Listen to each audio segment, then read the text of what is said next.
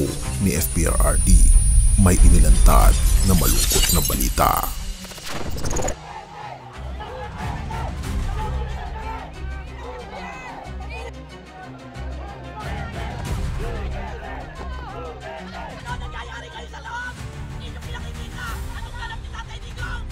Mga Duterte, naghihirap na ba?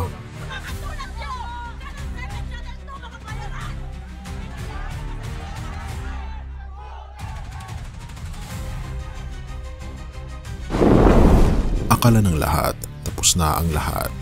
Pero hindi pa pala. Nitong mga nakaraang araw, isang balita ang gumimbal sa mga DDS. Ibibenta na raw ang bahay ng dating Pangulong Rodrigo Duterte. Parang imposible, diba? Pero mas lalo kang mapapaisip kapag mismong apo na niya ang nagsabi. Di po ito fake news. Totoong pinagbibili na ang house and lot ni Lolo Digong. Masakit man pero kailangang tanggapin. Ika pa ni Lance Duterte. Pero bakit nga ba ganito ang nangyayari? May kinalaman ba ang dahig? Hindi lingid sa kalaman ng marami na patuloy na iniimbestigahan si dating Pangulong Duterte sa International Criminal Court sa The Hague. Kaugnay ito ng umano'y extrajudicial killings sa ilalim ng kanyang war on drugs. Pero habang inaasahan nating matatapos ito ng maayos, tila lumalalim ang bitak. May mga abogadong kailangang bayaran, may mga papeles na kailangang ayusin sa mga tuwid, may mga gastusin kahit wala ng posisyon, at kung walang regular na suporta, kanino pa aasa ang pamilya? Ubusan ng pondo. Mula sa Davao hanggang Maynila, usap-usapan rin ang umano'y pagkalubog sa gastusin ng pamilya. May mga nagsasabing unti-unti nang nauubos ang yaman. Mula sa kampanya, legal na laban hanggang sa personal na gastusin. Pero hindi ito tungkol sa yaman, ito ay tungkol sa pagkakataon at responsibilidad na kahit minsan ay naasahan mo ibalik ay di mo makukuha. Ang tanong, totoo ba ang mga bagay na ito? Pamilyang Duterte, sunod-sunod na nga ba ang dagok? Habang si dating Pangulong Duterte ay humaharap sa pandaigdigang usapin, si VP Sara Duterte naman ay pinipilit pa ibaba sa pamagitan ng impeachment. Oo, may ilang mababatas na nagbabantang patalsikin si VP Sara. Ang dahilan, confidential funds, style, posisyon, politika. Pero, therefore, hindi mo maiwasang itanong, may sabayang pagpulbos ba sa kanilang pangalan? At kung ganito ang nangyayari, hindi ba tila may plano talaga? Ito ang emosyon ng apo, my tears will haunt you forever, Bongbong Marcos.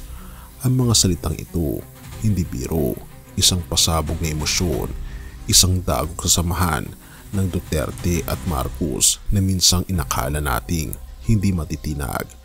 Kahit hanggang sa kauli-huli ang lahi mo, di ka patatawarin, ika pa ni Lance Duterte. Sa pamilyang Marcos, pero bakit? May nasirang pangako ba? May hindi nabigay ba? O may hindi napatawad?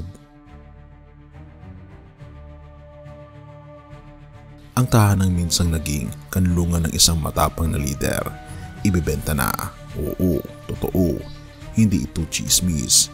Baka po may gustong bumili ng bahay ni Lolo Diggs. Paki-inform na lang. Salamat.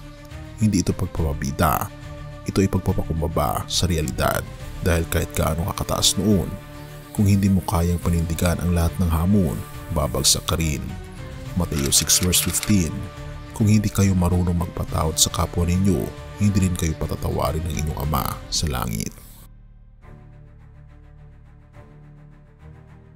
Hindi ito para manira, hindi rin ito para ipagtanggol ng bulag. Ito ay para magmuni-muni sa isang mundong puno ng ingay, politika at kasinungalingan. May mga kwento palang totoo, may kwentong masakit, mga kwentong hindi ipinapost sa state media, mga kwentong dapat mong malaman. Lucas 14 verse 11.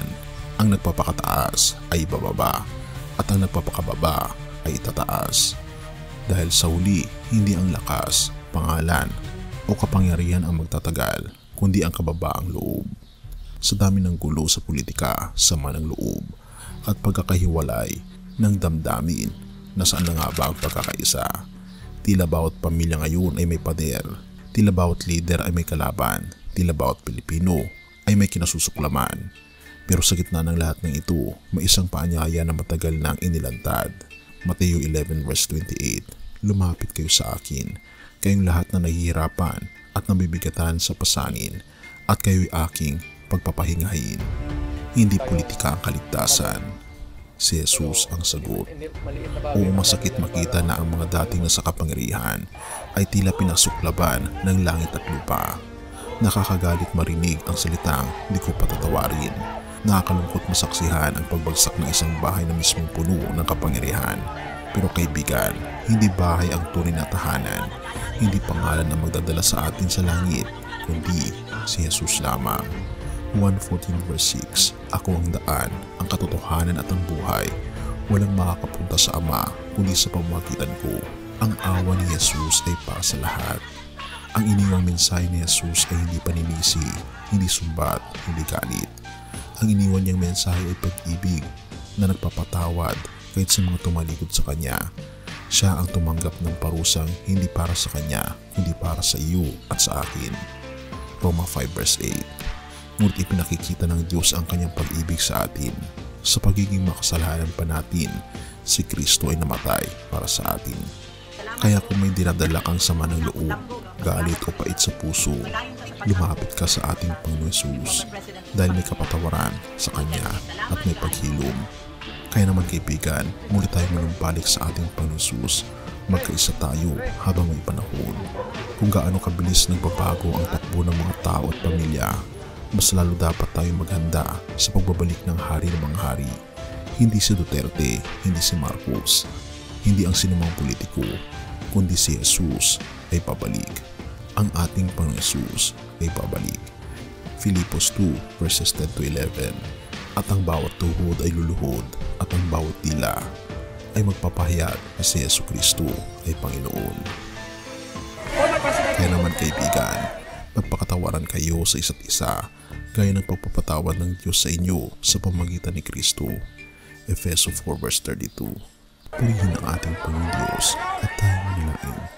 Ama naming Diyos na makapangyarihan sa lahat, salamat po sa iyong walang hanggang awa at pag-ibig. Patawarin niyo po kami sa aming pagkakawatak-watak, sa aming galit, sa aming kahinaan. Ikaw lamang ang tunay na tahanan. Sa iyo kami umaasa. Tulungan niyo po kami magkaisa, hindi para sa isang leader, kundi para sa iyo. Ihanda niyo po ang aming puso, ang aming pamilya, ang aming bayan, sa iyong muling pagbabalik. Pinupuri po namin kayo at pinapasalamatan o aming Panginoon Diyos sa inyo pong kabutihan sa amin. Inyo rin pong patnubayan ang mga Duterte, ang mga Marcos at lahat ng Pilipino at lahat ng mga tao sa mundo.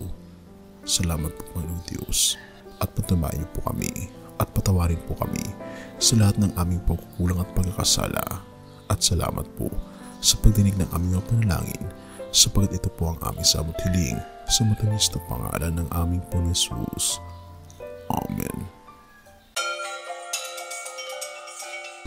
Bago natin ipagpatuloy kaibigan, siya nga pala ang Great Controversy na isa sa mga pinaka-kontrobersyal na libro dahil tumutukoy ito sa mga propesiya sa libro ng Daniel at Revelation na nagaganap na sa panahon natin ngayon bago ang pagdating ng ating Panginoong Diyos ay pinamimigay na namin ng libre sa pamamagitan ng PDF.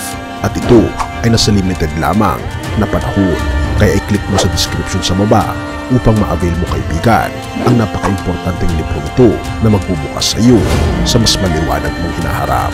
Purihin ang ating Panginoong Diyos at tayo magpatuloy.